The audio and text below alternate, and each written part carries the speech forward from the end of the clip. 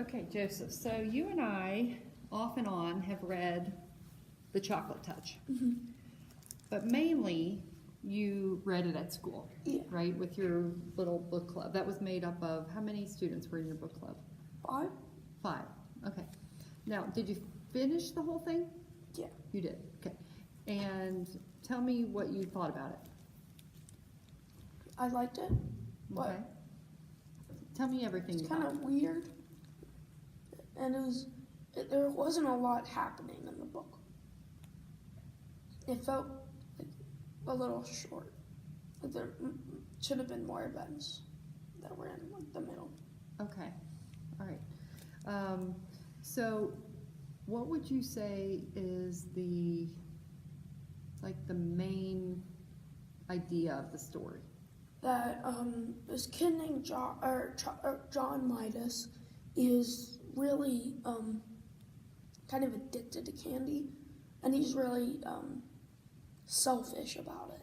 Like if his friends had it, he wanted it and not leaving any for them. So whenever he got his hands on chocolate or candy, he wouldn't share it or anything. So one day he finds this chocolate, he finds this coin walking to his friend's house, and he picks it up and he keeps walking, but he went a different way that he's never gone before. I don't know why, but and he sees a chocolate store, and he goes into it, and he asks the storekeeper, "Can I have some chocolate?" And he said yes, but the storekeeper said yes, but do you have anything to pay with it? And he said no, except this coin that I found. And the storekeeper said that that's the only kind of money he takes. So John gives it to him, and the storekeeper tells John that he can have this ginormous box of candy. So he brings it home, but when he gets in bed and starts to eat it, there's only one piece of candy in it. But he eats it, and he says it's the best chocolate he's ever tasted. And so the next day, he was brushing his teeth, and the toothbrush turned to chocolate, and he didn't know that it was just flavored chocolate or something. But he looked at the name, and it was just it was the same brand that they always use. So and the same flavor, and yeah. So he went downstairs, and his mom said it's time for breakfast, and he doesn't really eat anything but candy. So he sits down and kind of like groans, and he gets his mom gives him orange juice, and he drinks the orange juice, and it tastes like chocolate to him. So he thinks it's kind of weird, and he tells his mom, but she thinks it's just him trying to get attention or something. And then he has his eggs and bacon, and he eats that, and it tastes like chocolate too. So he's really surprised, but also weirded out, I guess. And so he goes and he goes to school, and he starts thinking about why they were all changing. Everything was changing to chocolate, and he starts chewing on his gloves, his leather gloves, and they turn to chocolate too when he bites them. So now he has a bite out of his gloves. Oh gosh. So This book is getting stranger and stranger as you go on. Okay. And then he tells his friend, he goes to school. He tells his friend Susan that his gloves turn to chocolate. So they bite them, and or it might not be Susan. It might be his sister that bites him, and it doesn't turn to chocolate.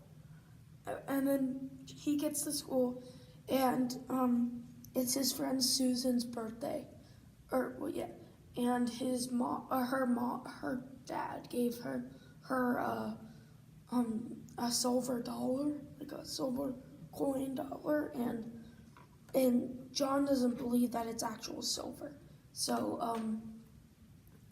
Susan says to bite it like they do on TV to make sure that it's silver with gold. Right, not mixed with something. Yeah. Make sure it's pure silver. Yeah. Yeah, and he bites it and it turns to chocolate. So there's a big bite out of the silver dollar, and then Susan's mad at him, and she runs away. And then later that day, he's in class, and he starts nibbling on his pencil, and that turns to chocolate. So he tries to get a drink of water to see if that will help, or because he was thirsty. And he goes to the water fountain, and he takes a drink of water, and it turns to chocolate water. So he goes to another water fountain, and that turns to chocolate water. So he goes back, and the bell rings, and then he tells his teacher, and she's like, you must be just trying to get attention or something. And so he goes to recess, and he talks with Susan, and she's just mad. And then he goes to it. He starts language arts, and nothing happens really there. And then he goes to band practice, where he has a trumpet, and he has like a big solo in the next thing. So when he puts his mouth on before that he has lunch. Nothing really happened there, except when he bit on something, the whole thing just turned to chocolate. Like his breakfast did. Yeah, or his breakfast, just the part that was in his mouth turned to chocolate. But when he bit something or ate something at lunch, the whole thing turned to chocolate. Okay. And so when he blew on his trumpet, it all turned to chocolate, and everyone was laughing at him and stuff. So he ran home, and once he got home, he was like, Susan's never going to invite me to her birthday party. But then his mom says, well, Mrs. Buttercup, Susan's mom, invited him over she said that she'd pick him up at whenever the party is. And so he goes to the party, and he's having a lot of fun, but then they bring out a tub of apples and water, and they were gonna bob for apples. So he puts his head in, and he bites or puts his lips on the water, and it all turns to chocolate water. So he everyone's mad and stuff. So he runs away, and he runs home. And before he gets home, his dad sees him, and he says, "What's wrong? What's wrong?" He's like, "Everything I eat, it turns to chocolate." And his dad's like, Okay, let's go to the doctor and see what's wrong. He thought he was just faking, but the doctor thought he was faking too. So he gave him some medicine to kind of feel better, I guess. And he put the medicine in a spoon and gave it to John, and the spoon turned to chocolate. So then the doctor thought that it was he found out the disease. So it was like Dr. Cranium's disease or something. So he got all crazy about that. And John, they got home, and his mom was like kind of sad that he had this Dr. Cranium's disease. So to make his mom feel better, he kissed her, and she turned to chocolate. So he ran away. He ran away and tried to go back to the chocolate store that was there before.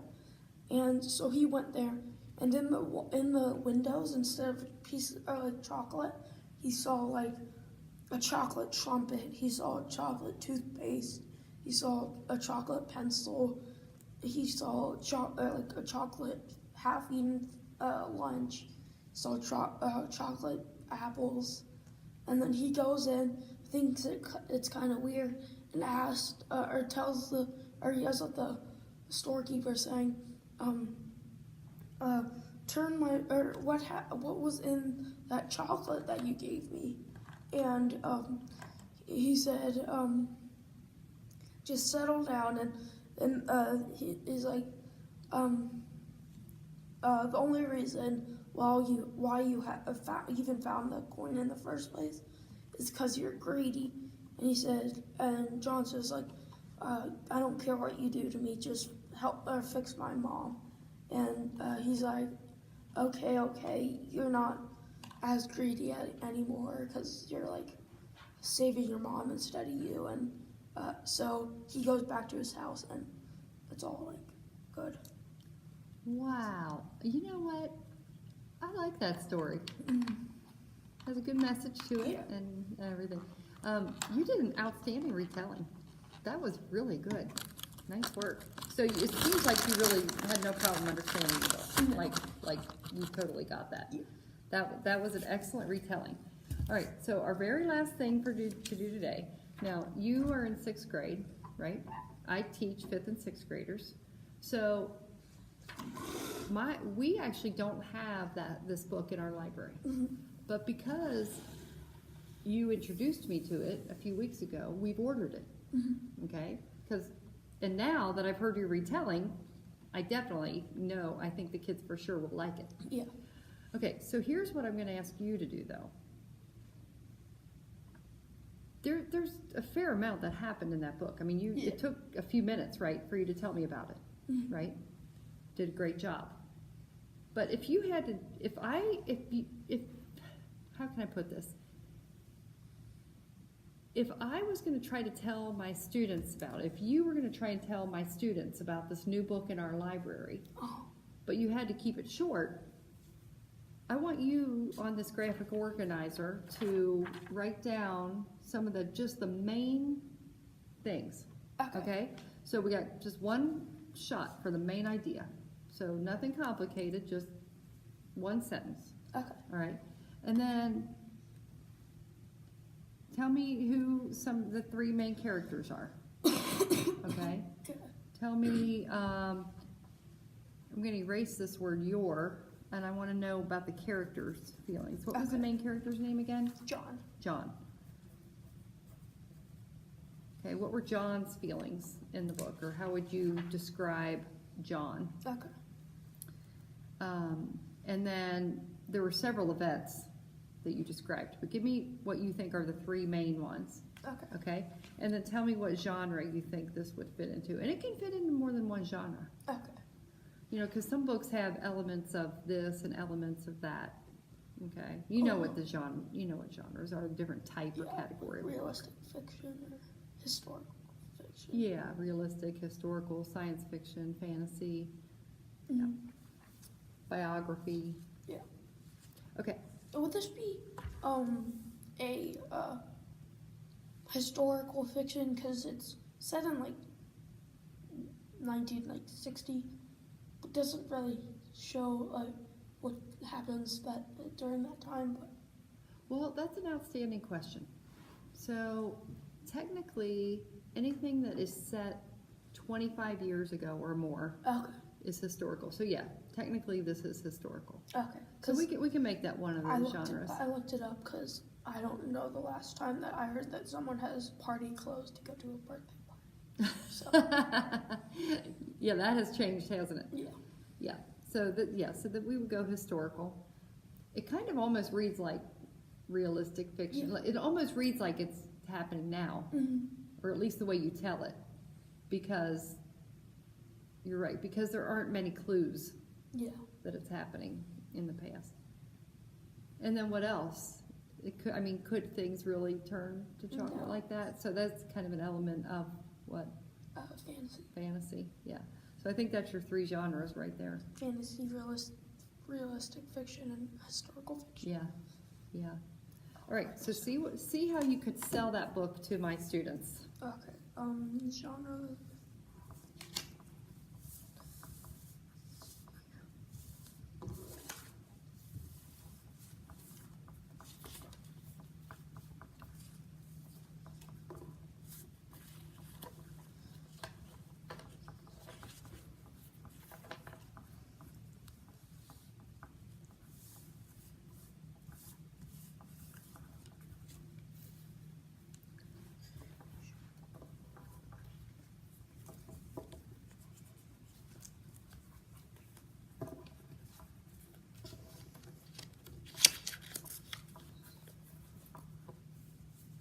Can I do Mr. and Mrs. Midas as one? Yeah. Yeah. Or 'Cause- can I just do John's family? oh, sure, because he has a little sister too. Yeah. Because the author doesn't really define them very well, does No. it? It doesn't really develop each one of them separately.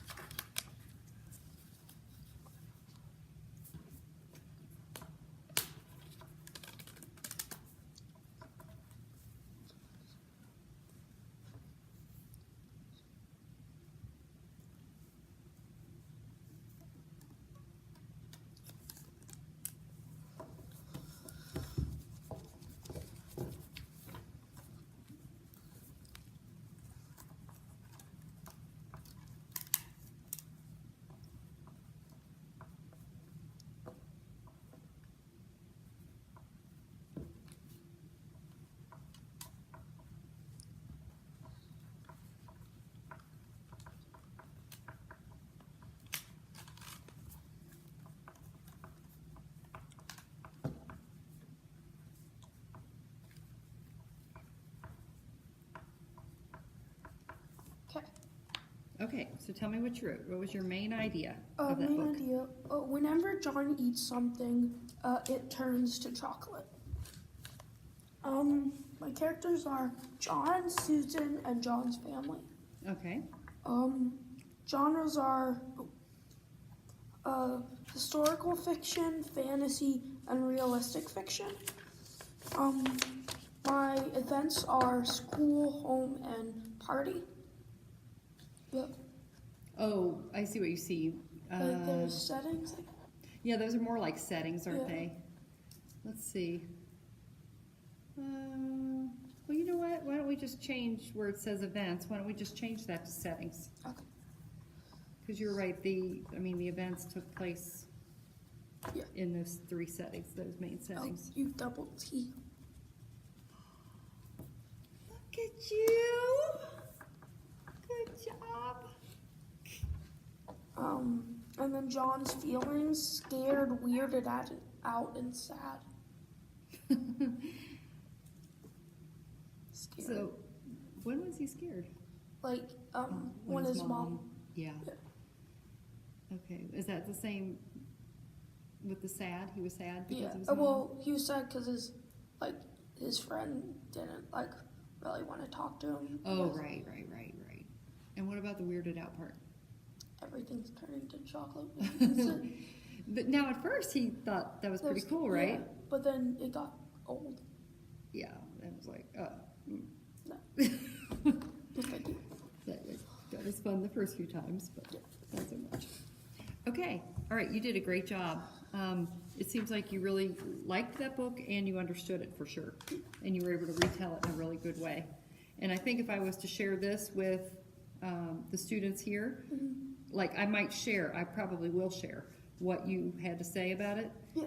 When we get that book in and I'm holding it up and showing, and then I can use this to remind me of what to say. Yeah. Yeah. Okay, that's great. Good job. Do you have any questions? Not really. Okay.